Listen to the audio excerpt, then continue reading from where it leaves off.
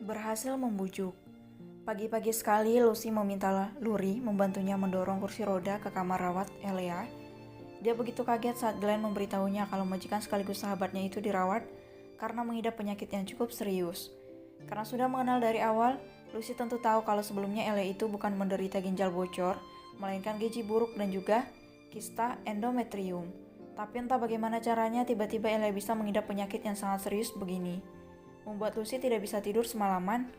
"Permisi, apa kami boleh bertemu dengan Nyonya Elea?" tanya Luri pada penjaga yang berada di depan pintu kamar rawat. "Maaf Nona, ini masih terlalu pagi untuk datang berkunjung, kembalilah setelah 1 jam lagi." "Apa tidak bisa sekarang saja Tuan? Kakakku sejak semalam terus gelisah ingin segera bertemu dengan Nyonya Elea. Kak Lucy adalah pelayan di rumahnya Tuan Muda Gaprelli. Kalian pasti tidak asing dengannya kan?" desak Luri kakek memaksa. "Luri, sudah tidak apa-apa. Mungkin sekarang Nyonya dan Tuan Muda Gaprelli sedang istirahat, makanya mereka tidak mengizinkan kita untuk masuk ke dalam. Kita kembali lagi nanti ya." Bujuk Lucy khawatir kalau adiknya akan dimarahi oleh penjaga. Luri menghela napas. Di saat yang bersamaan, pintu ruangan tertutup, seorang pria tampak keluar dari sana sambil menenteng sebuah rantang makanan di tangannya. Pedro, dia tercengang melihat seorang gadis cantik tengah berdiri di hadapannya. Dia langsung tersihir oleh pesona yang dimiliki gadis tersebut. "Tuan Pedro, selamat pagi," sapa Lucy. Kening Lucy mengerut saat sapaan tidak dijawab.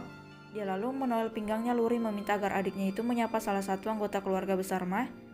"Selamat pagi Tuan Pedro, saya Luri, adiknya Kak Lucy," sapa Luri sekalian memperkenalkan dirinya. "Cantik, sapa seperti orangnya." Pedro tergagap setelah berbicara melantur. Dia kemudian menatap kikuk ke arah Lucy, pelayan Gaprelli yang kini sudah naik pangkat menjadi asisten pribadi kakak iparnya. Sambil menggaruk tengkuknya, Pedro akhirnya membalas sapa Lucy dan Luri, gadis cantik yang sudah membuat akal sehatnya hilang dalam sekejap. Selamat pagi juga, Lucy, Luri." "Tuan Pedro, apa Nyonya Elea sudah bangun? Kakakku ingin sekali bertemu dengan beliau, bolehkah kami masuk?" tanya Luri. "Luri, Kak, aku tahu kakak sangat mengkhawatirkan keadaan Nyonya Elea, jadi biarkan aku mencari cara agar kakak bisa bertemu dengannya ya. Beliau sedang sakit, dan aku tidak mau kakak ikut menjadi sakit jika terus memikirkannya," salah Luri dengan suara yang sangat lembut. Merasa ada angin segar untuk mendekati Luri, Pedro pun segera pasang muka. Dia mempersilahkan kakak beradik ini untuk masuk ke dalam sambil tersenyum sumringah. "Lucy, ayo masuk ke dalam saja. Elea sudah bangun sejak dini hari tadi. Dia sedang menonton televisi sekarang."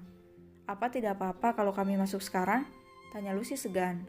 "Tidak apa-apa, ayo masuk." Saat Luri hendak mendorong kursi roda yang diduduki kakaknya, dengan cepat Pedro menggantikannya. "Ini berat, biar aku saja."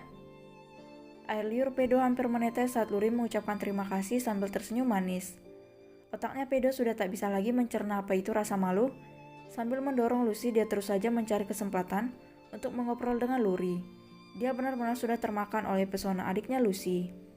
"Wah, Kak Lucy," teriak Elea kesenangan begitu melihat Lucy datang. "Halo Elea, aku dengar kau sedang sakit ya?" tanya Lucy. "Tuan Pedro, terima kasih sudah mengantarkan kami kemari." "Iya." "Luri, ayo perkenalkan dirimu pada Nyonya Elea." Luri mengangguk.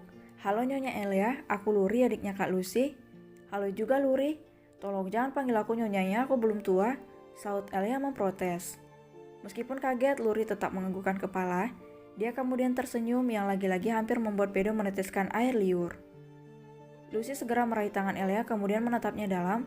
Manik mata mereka saling bertemu yang mana membuat Luri langsung menyingkir saat tahu kalau kedua wanita ini membutuhkan ruang untuk bicara serius. "Mau ya melakukan operasi?" Elea tertegun. "Tapi besok adalah hari pertama kita masuk kuliah, Kak. Aku tidak mau melewatkannya," jawab Elea sedih. "Operasinya diundur nanti saja ya." "Aku tahu, tapi kasihan Tuan Muda Gaprelli dan yang lainnya. Mereka sangat mencemaskanmu. Pun bukan hanya kau saja yang tidak bisa masuk, aku juga sama. Lihat, sekarang saja aku masih benar duduk di kursi roda. Benar kan?" Mata Elea beralih memperhatikan kondisi Lucy. Dia termenung, ada alasan tersendiri kenapa dia terus mengulur waktu untuk melakukan operasi. "Elea, kau sudah dewasa bukan? Di sini kau tidak boleh egois. Ada banyak hati orang lain yang harus kau jaga. Aku paham kalau kau begitu ingin menjadi seorang mahasiswi, tapi kau juga harus ingat kalau sekarang kau sudah menikah. Apalah artinya menuntut ilmu kalau kau sendiri tidak mendapat ridho dari suami? Semuanya hanya akan sia-sia, Elea," ucap Lucy bijak. Maaf, bukannya aku ingin kecampur. Ini semua demi kebaikan bersama. Jika kau bersedia untuk melakukan operasi, semua orang pasti akan merasa sangat lega. Kau juga tidak perlu lagi berdiam di rumah sakit seperti ini. Atau kalau tidak begini saja, nanti aku akan bicara pada Tuan Muda Gabrieli agar meminta pihak universitas untuk merekam semua kegiatan di hari pertama masuk kuliah, lalu kita berdua bisa menontonnya bersama-sama dari rumah sakit. Mau tidak? Tapi Kak, Elia, aku sedih melihatmu sakit begini. Semalam aku tidak bisa tidur karena memikirkanmu. Apa kau mau melihatku jatuh sakit karena terus-terusan merasa cemas? Tidak hanya aku saja, Elia. Ada banyak orang yang tidak bisa tidur nyenyak kalau kau tidak segera sembuh. Lama-lama mereka semua pasti akan masuk rumah sakit juga sama sepertimu. Apa kau rela, Gabriel yang saat itu tengah menguping dari kamar mandi menahan napas saat menunggu jawaban dari Elia. Dia sangat berharap kalau kata-kata Lucy bisa mengena di hati istrinya. Kak Lucy, aku tidak mau ada yang terluka. Biar aku saja ya yang sakit. Aku tidak ingin kehilangan, ucap Elia dengan mata berkaca-kaca. Kehilangan? Maksudnya bagaimana? Tanya Lucy bingung. Luri dan Pedro ikut merasa penasaran akan maksud dari perkataan Elia. Mereka cukup bingung kenapa Elia bisa menyebut kata kehilangan di saat Lucy membujuknya agar mau melakukan operasi. Kak Lucy, ada sesuatu yang tidak bisa kau pahami di sini. Ada beberapa kejadian di mana hanya aku saja yang bisa mengerti. Aku bingung, Kak. Aku tidak tahu harus bagaimana. Elia menangis tertahan. Lucy terenyuh, namun dia dengan sifat keibuannya segera menggenggam tangan Elia untuk memberinya sebuah ketenangan. Elia, di dalam hidup seorang manusia pasti selalu ada dua pilihan. Akan tetapi kita tidak mungkin mendapatkan kedua-keduanya. Harus ada salah satu yang dikorbankan, entah itu fisik atau malah perasaan. Tuhan sudah mengatur kekurangan dan kelebihannya di masing-masing pilihan, Elia. Jadi kau tidak boleh bimbang. Pilihlah salah satu keputusan yang bisa membawa kebahagiaan di diri banyak orang, termasuk juga kebahagiaanmu. Tidak apa kita mengorbankan satu, Tuhan pasti akan menggantinya dengan banyak keberkahan, percayalah padaku. Bagai mendapat pencerahan, tangis Elia langsung berhenti.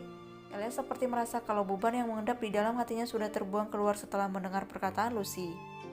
Baiklah Kak Lucy, aku mau melakukan operasi, tapi nanti kau temani aku mengobrol lagi ya. Aku merasa jauh lebih tenang setiap mendengar nasihatmu. Iya, jangan khawatir. Aku pasti akan selalu menemanimu kapanpun kau mau, sahut Lucy sambil tersenyum lega. Pedro dan Luri ikut merasa lega begitu mendengar kalau Elia bersedia untuk melakukan operasi ginjal. Sementara Gabrieli, dia sampai meneteskan air mata saking senangnya karena setelah ini dia tidak akan melihat istrinya kesakitan lagi. Terima kasih banyak Lucy, aku berhutang budi padamu.